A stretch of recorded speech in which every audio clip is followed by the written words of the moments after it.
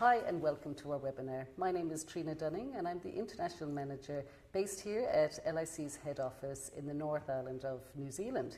And today we're going to talk about grass-proven cows. And I'm lucky to have Simon Worth here with me today. Welcome, Simon. Hi, thanks Trina.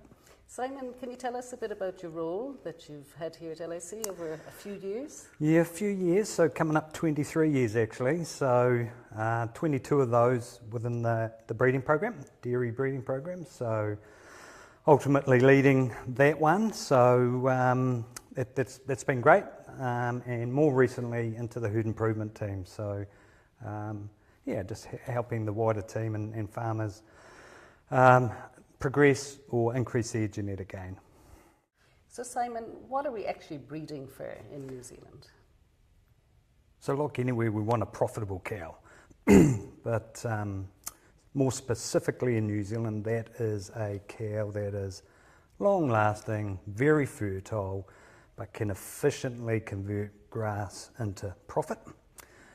And at the end of the day, that's the driver.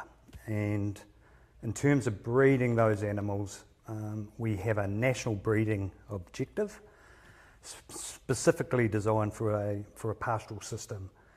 And that breeding objective is reviewed yearly to ensure it's fit for purpose, that it aligns with the milk payment system as well. But at the heart of it, long-lasting, fertile cows that are going to make our farmers money. So, Simon, what traits are most important for a pasture-based system? You mentioned production efficiency. Yep, absolutely. So, you know, there's only so many mouthfuls in a paddock of grass, so we need these cows to harvest that efficiently, but we certainly need them to convert their grass into profit, into quality milk. Simon, so another trait, fertility, must be crucial. Absolutely, yep, non-negotiable for sure.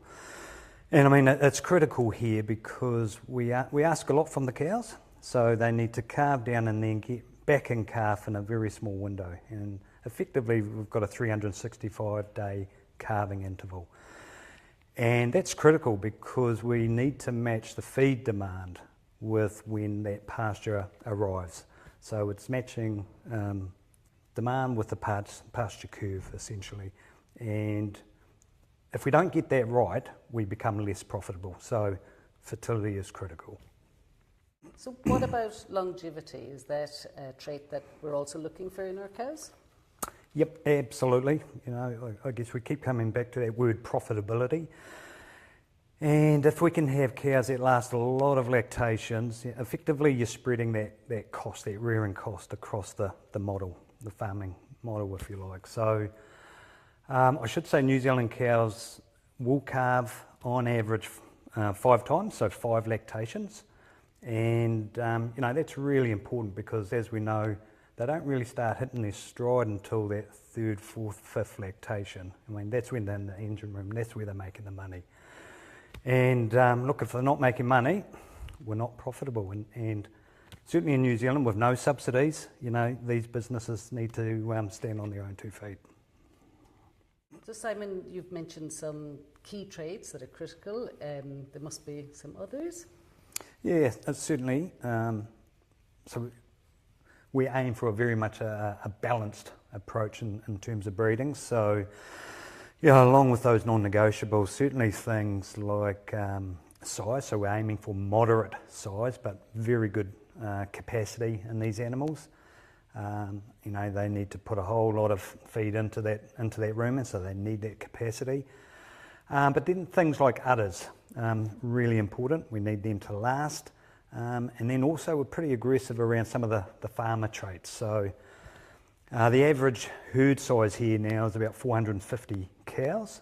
So, you know, we need cows to come in, drop the milk, have good temperament, get out, get some more mouthfuls. So easy care cows. So Simon, you mentioned a moderate size cow and capacity matters. Can you elaborate a bit further? Yeah, so it'll be slightly different by breed, but certainly that moderate size, decent capacity, because that grass needs to go somewhere and there's plenty of mouthfuls. and we don't want unnecessary maintenance costs. So we know that when cows get too big, they require much more maintenance, and effectively some of that grass that could be harvested for that maintenance could go to efficient milk solids production. And so we have Holstein Friesian, Kiwi Cross and Jersey, so would you be looking for a moderate size across all breeds? You said there may be some difference. Yeah, slightly different. Certainly in the black and whites, that moderate size capacity once again. When we get to the Jersey, that's been an interesting one. So listening to our farmers, they've been asking for a bigger, more robust Jersey. And look, when we say bigger, it's not always about stature. We are getting a bigger Jersey simply through, well, slightly bigger, but certainly that capacity. And we've done a good job to actually deliver that. So that's been a real good story. In terms of the Kiwi Cross, really interesting when you've got Holstein Friesian and Jersey genes at play. So this one also, it is about moderate size, but it's also about some uniformity. So when we're creating these bulls, it's about, well, it's not just about the breed mix, it's also about the live weight. And at the end of the day, the live weight is key because that is a key determinant of efficiency. So our cows here in New Zealand, so what would they be capable of producing? Litres versus solids, and there'll be varying farm systems throughout the country. Yeah, and certainly there is variation. But on average, farmers are chasing milk solids from moderate volume, because volume is actually a cost in the payment system here in New Zealand. So on average, a dairy cow is producing about 415 kgs of milk solids in a season, and that's from about 4,500 litres. Again, there is variation around that. We have higher input farmers using the same genetics, and we're seeing them, 6,000-7,000 litres, and sometimes more. So these animals will respond to feed. At the end of the day, each system is slightly different, and at the end of the day, it's about profitability. Simon, what would you say is unique about New Zealand cows? Well, I guess our farming system is unique.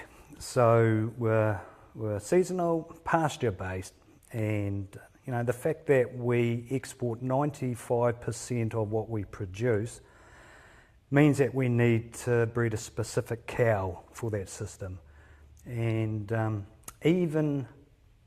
irrespective of breed, that cow, she needs to be efficient. She needs to be profitable. She needs to be long-lasting. Fertility. She needs a good udder and to be easy care.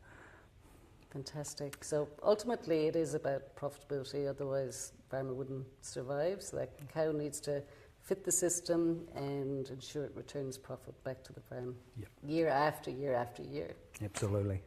Thank you, Simon. It's all good.